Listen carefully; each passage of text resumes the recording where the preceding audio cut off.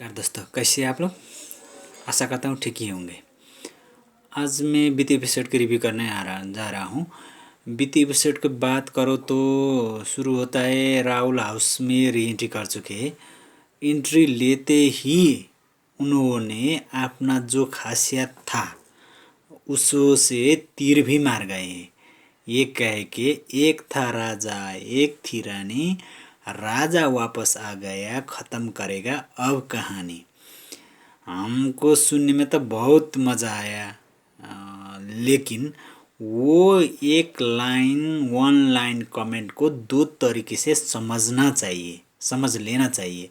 एक, आगे जो भी होगा हम अच्छे से दोस्त बन के पिछले हफ्तों में जो हमारा मिसअंडरस्टैंडिंग था, झगड़े होते थे, उसको सब भूल के हम नए तरीके से नए सिरे से शुरू करके और इंटरटेनिंग बनाएंगे और मज़े से खेलेंगे। ये हो सकता है। और एक और ये हो सकता है, चॉकलेटी तीर, मक्खन वाले बाण है, जिसने हाँ मैं हूँ तुम्हारे कंपटीटर और कोई ही नहीं है, मैं आ गया हूँ अब तुमको कंपटीशन देने के लिए, तुमको खुल के आमने सामने खेलेंगे, इजीली तुम्हें कोई भी हासिल करना था मैं भी नहीं दूंगा, क्योंकि मैं भी एक खिलाड़ी हूँ। ये वार्निंग इनडायरेक्टली रुबीना के लिए राहुल का था। अनि अब हम ये उम्मीद करते हैं कि जो गलतियाँ और भूल चूक राहुल कर चुके हैं आगे, वो सुधार के और बेहतरीन तरीके से खेलेंगे तो हमको देखने को भी मज़ा आएगा और उनको भी फ़ायदा होगा, ये हम उम्मीद करते हैं। अब हम अब हम ये कहने में बिल्कुल भी हिचकिचाहट नहीं है, नहीं मानते। बिग बॉस अपने जितने भी कंटेस्टेंट को और डाल रहे हो, 6x6 चैलेंजर्स भी आपने हाउस में एंट्री करवा चुके हो, और पहले भी 14वां सीजन में जितने भी लोग थे, कितने इविक्ट हो के जा चुके और कितने रह चुके हैं। इसी में इतने वेराइटी आपने डाले हो, कितने कैरेक्टर का डाले हो, पहले भी थे अब भी है, और इसमें उसमें कोई ऐसा दिखने को नहीं मिला जिसने बराबर की टक्कर, बराबर की कंपटीशन रुबीना को दे सके। आपने उसकी बातों की वजन से, उसी ही तरह के तर्कों वाले से, उसी तरह को कॉन्फिडेंट वाले कंटेस्टेंट के डालने को तो कोशिश की है, लेकिन ये अभी तक देखने को नहीं मिला है। ये तो स्पष्ट है, ये हम बोल सकते हैं। एक्स कंटेस्टेंट में 1-2 दिन तक लग रहा था कि वो अब बड़े कंपटीशन बन सकते हैं, बड़े कंपटीटर बन सकते हैं मन्नू पंजाबी, क्योंकि उनका उनले किए हुए सीजन का मन्नू और मानवीर का इक्वेशन और उनका समझदारीपन, उनका दोस्ती निभाने का तरीका, और उनने बातों को समझने रखने का तरीका हम देखते हैं, तो वो देखने को मिलेगा और उन्हें दिल और दिमाग से वो खेल सकते हैं, हमको ऐसा लग रहा था। वो आशा हाम्रो उस तक ही टिकी रहा जब वो कैप्टेंसी बनने तक जब वो कैप्टेंसी बने, उस बात मन्नू ट्रैक से आउट हो रहे हैं। शायद उनका मिलना उठना बसना, ज़्यादातर बात करना दिल दिमाग नहीं जुबान चलाने का साथ हो रहा है, इसलिए हो सकता है मन्नू व मानवीर का एक ही झलक वह याद करवाने में सफल होंगे, और वो झलक हमको याद करने में विवश करेंगे, वो हमको लग रहा था। इसमें वो असफल रहे, न दिल दिमाग नहीं लगा रहे हो, वो इधर उधर भटकते रहे हैं, वो किसी का भी अपना हो न सके। और उन्होंने और का कमजोरी, दाग, गलतियाँ र खामियां ढूंढते ढूंढते इंसान को क्या हो जाता है, अपने आप को खेलने, अपने आप को प्लानिंग करने में, अपने आप को यूनाइन इक्वेशन बनाने में हम भूल जाते हैं। हम वहाँ से हम क्या बिखर जाते हैं। ऐसा हो रहा है मन्नू के साथ। मन्नू अपने आप को रास्ता भूल चुकी है, हम तो ये कह सकते हैं। और बात करेंगे विकास और अर्शिका। विकास को घर से बाहर निकाला गया है क्योंकि उसने अर्शी को पुल में पुश किया है और धकेल दिया है। इतनी सी बात को ध्यान में रखो तो विकास ने गलती की है अर्शी को धकेल के, और हम बोल सकते हैं। लेकिन ये गलतियां झंड से नहीं हुआ है। ये अर्शी का शिकार विकास हो गए। अर्शी विकास की शिकार नहीं है, अर्शी ने विकास को शिकार बना लिया है। कितने बार मना करने के बाद, अवॉइड करने के बाद उसने विकास को टच ही नहीं, धक्का मुक्की, लुछाचुरी, कभी फेस पे, कभी गाल पे, कभी पिट्ठू पे, पेट में, किधर किधर वो कंटिन्यूस कर रही थी। इतना इरिटेशन भला कोई ना करे।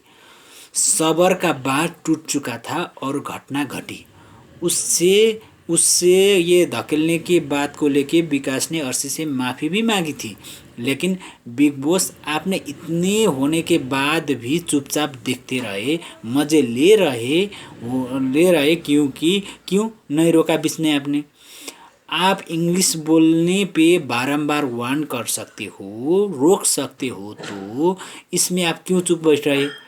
इससे तो ये पता चलता है कि आप भी चाहते थे ये हो, नहीं तो इतना हो रहा था। बाहर देखने वालों को भी अंदर घुस के वो अर्शी को घसीट के निकालो और दूर कर दूं, ऐसा देखने वालों को लग रहा था।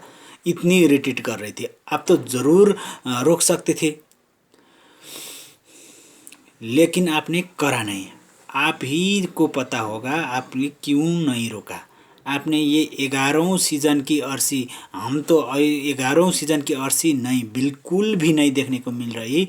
वो शिल्पा बन के, या शिल्पा ने विकास को कितना इरिटेट किया था, उसी सीज़न में ही कई फॉलो करके शिल्पा बन के सीज़न में अपने आप को स्थापित करने के लिए और दिखाने के लिए, अपने आप को जगह बनाने के लिए उसने कोशिश कर रही है। ये उसका गलत फहमी है। आज भी लोग बेवजह का बनी बनाऊ बेतुकी हरकतों को का उसी तरह से देखते नहीं। ये बिल्कुल भी पसंद नहीं आया है। आपने आपको दिखाने का क्यों फजूल का और के कैरेक्टर्स का कैरी करने लगते हो? इफोर्ट, ये बेतुक का इफोर्ट क्यों कर रहे हो? ये कोई ड्रामा नहीं, फिल्म नहीं जो आपने और का कैरेक्टर निभा रहा।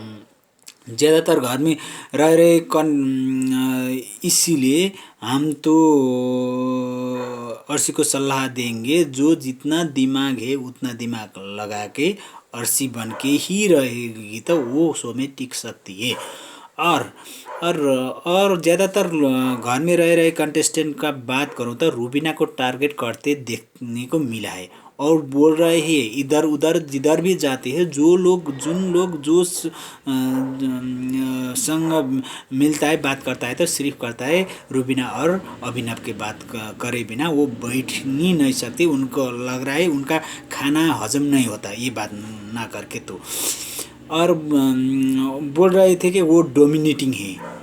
ये वर्ड उस लोगों में थोप देते हैं, दुनिया उस लोगों में थोप देते हैं जो अपने आप में ही एक मिसाइल है।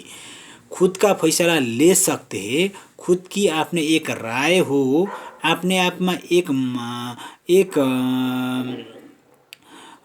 खूबियाँ हो, कैप्टेंसी के जिसके दम पे आप खड़ा है।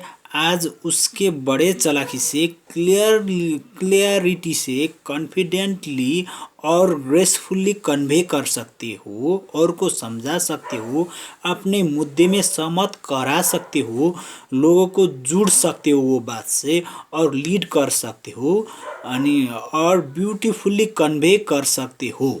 उस पे हम ये पितृसत्तात्मक सोच में, रीति रिवाज में पले बड़े हुर्के लोग अपने आप को कमी, अपने आप में हुए कमी कमजोरियाँ, गुण अवगुण का, सफलता असफलता को ढाप छोप और छुपाने के लिए हमने ये वर्ड वो व्यक्ति में थोपते हैं। ये हमारा ये इंसान का काम है। हम ये अभी से नहीं, सालों से ये चल रहा है र जिधर भी हो यही बोल रहे हैं और जारी रखेंगे, क्योंकि हम इंसान को उसके आगे हम कमज़ोर पड़ते हैं तो ये वर्ड निकालते हैं ईर्ष्या करने वाले। डर हमें उस लोगों से डर लगता है कि हम उसके आगे कहीं कमज़ोर पड़ ना जाए, इसीलिए ये टैग देते हैं। वो डोमिनेटिंग नेचर का है, इसीलिए सिर्फ इसीलिए रुबीना को वो घर में जितने लोग कंसिस्टेंट है आगे से और पीछे से, ये कहते हैं वो डोमिनेटिंग नेचर की है। वो डोमिनेटिंग नेचर की नहीं है, वो अपने आप में बड़े मिसाइल है। वो कॉन्फिडेंटली, ब्यूटीफुल्ली, ग्रेसफुल्ली अपना पॉइंट ऑफ व्यू रख सकती है और को उसमें शामिल करा सकती है, समझा सकती है र उसमें सहमत करा सकती है। इसका उसका ये खूबियाँ है, खासियत है, इसका ये गुण है, इसीलिए वो आज यहाँ है। हम तो अब इसीलिए देखते हो तो अब देखते हो तो कहते हो तो अब तो टॉप कॉम्पिटिटर बन सकते हैं राहुल। उन्होंने किए गए गलतियाँ र बेवकूफ़ियाँ न दोहराए तो हम ये दोनों का फाइनल स्टेज में देखना चाहते हैं और देख सकते हैं। इतना ही सा आप ज़रूर मेरे चैनल को थोड़ा सा लाइक, कमेंट और सब्सक्राइब कर देना। हम नेपाल से ये कर रहे हैं, कोशिश कर रहे हैं। यदि भाषा में कोई गलतियाँ, कमी कमजोरियाँ हुई तो माफ़ कर देना। हस्त। ओम नमः शिवाय।